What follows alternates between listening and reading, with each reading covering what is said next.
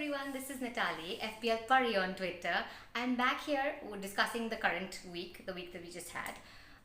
So I've got 112 points and I've finally crossed the 200k barrier and I'm at 1555k now.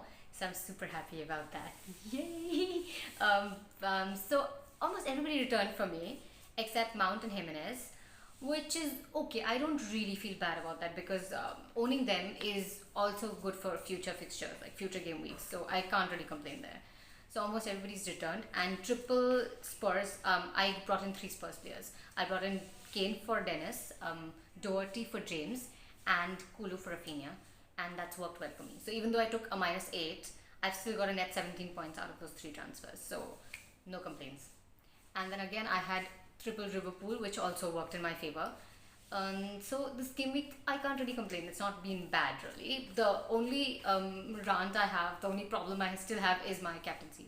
I triple captain Salah, and given that he only got 10 points out of 1 penalty and didn't even play in the next game for the whole game, he just played for 34 minutes. As Andy says, it almost feels like a blank.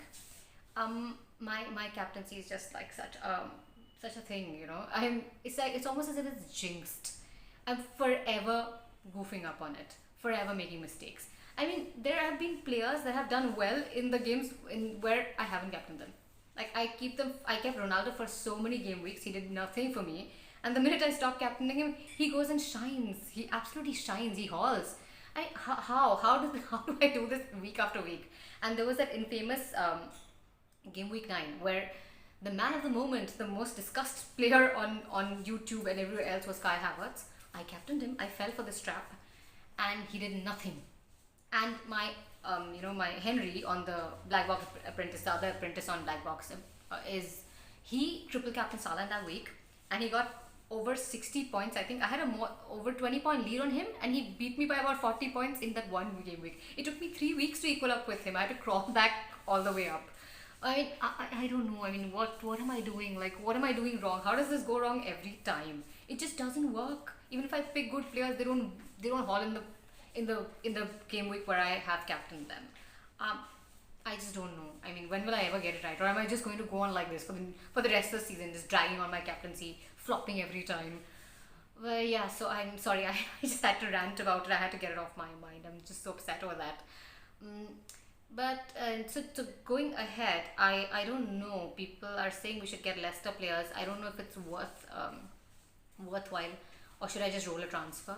Does it make sense? But given the amount of uncertainty there is, and there are blank weeks and double game weeks, and sometimes the fixtures are not nailed on, I just don't know whether I should make that change or not.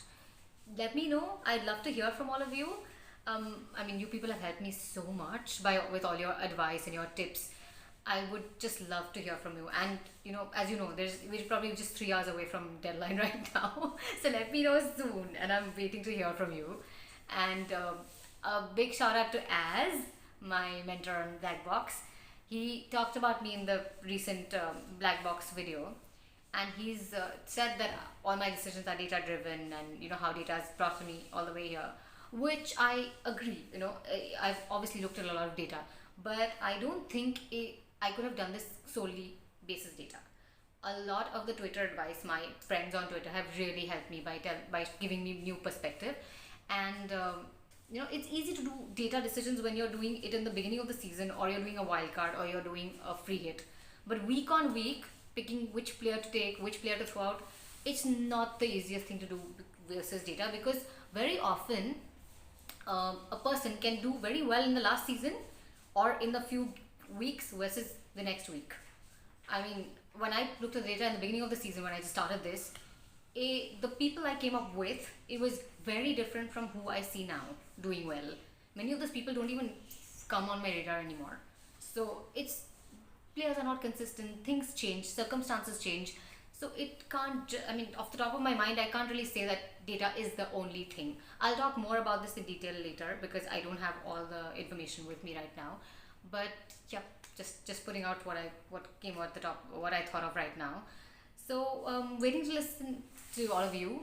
Please like, share this video, and give me your comments. Please, let's talk, let's chat.